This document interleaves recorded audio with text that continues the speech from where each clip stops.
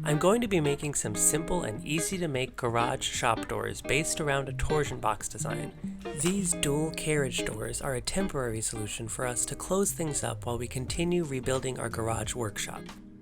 If you missed out on the first part of our workshop remodel, you can follow the link in the description to see how we got to this stage. We started with an old dilapidated garage that we ended up having to tear down, forcing us to start over due to some bad framing and termite damage. So we rebuilt, adding new walls, creating a vaulted ceiling with a new roof and siding. For the most part, the exterior is complete, with the exception of one key component, the front doors. Eventually I want to make nice solid core carriage doors with real wood and maybe even a window, but I need a workshop for that, so for now we're going to be making a sort of temporary holdover. A quick, easy, and cheap solution that will at least close off the building for now until we have the time and resources to replace it with something nicer.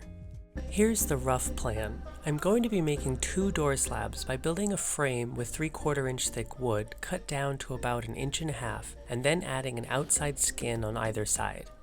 I plan on filling the inside cavities with foam insulation to at least help alleviate some of the giant thermal bridge created by this large of an opening.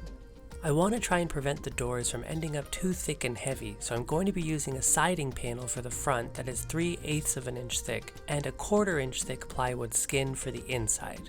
The outside will be decorated with 1x trim to give it the look of a traditional door built properly with rails and stiles. I started by cutting to size the wood that will act as the frame.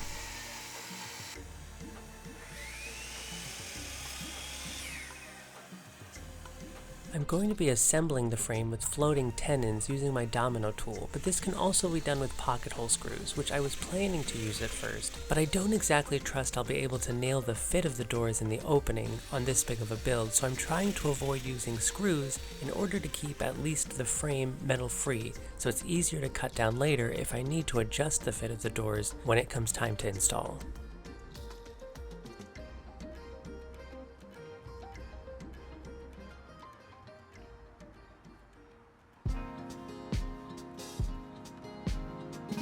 With the frame built, I moved on to cutting my panels down to size. I'm going to be gluing both the front and back panel to the framing, and then brad nailing it in place.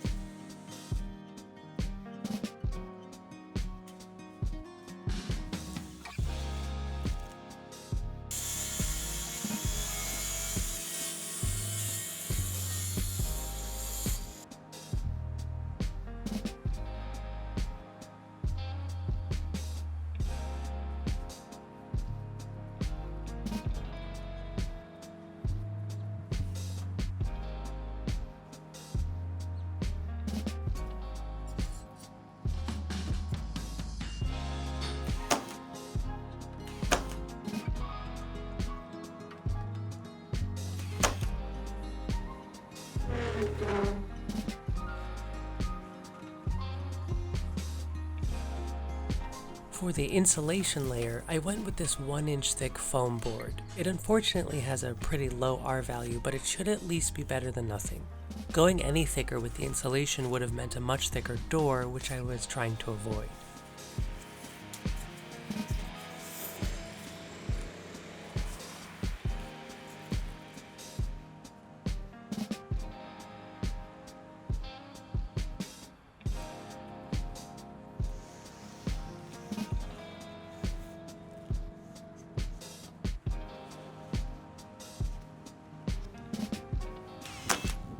With the front skin in place, I added the trim detail.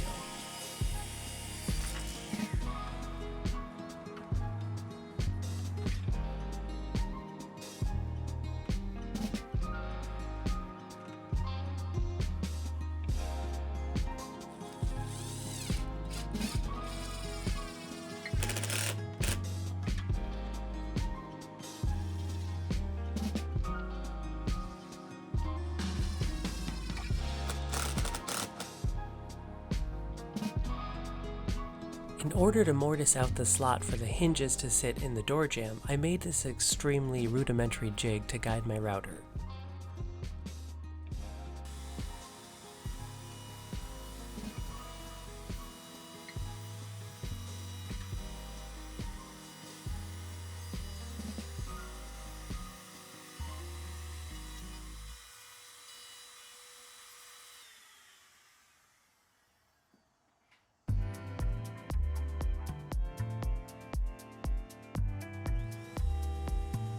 Then I routed out hinge mortises in the door slabs using a $13 guide I found at Home Depot, which sort of did the job.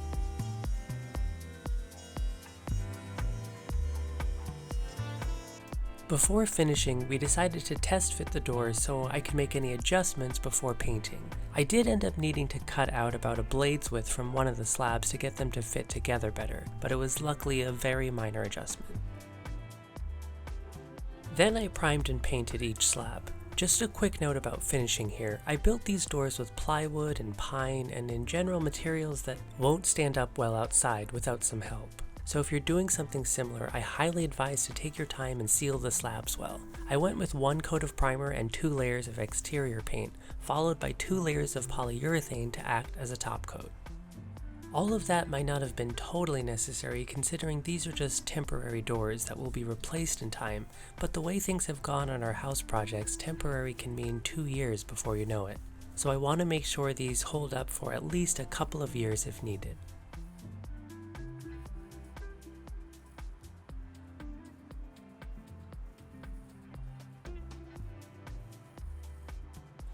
With the doors complete, I added trim to the door jamb and weather stripping to help seal off the doors. We also installed these door bolts to hold one door in a fixed position for the other to latch into. If you're interested in seeing how our new and improved workshop turns out, be sure to subscribe so you can stay updated on all the progress, and consider heading to our website where you can sign up for our newsletter so you don't miss a post.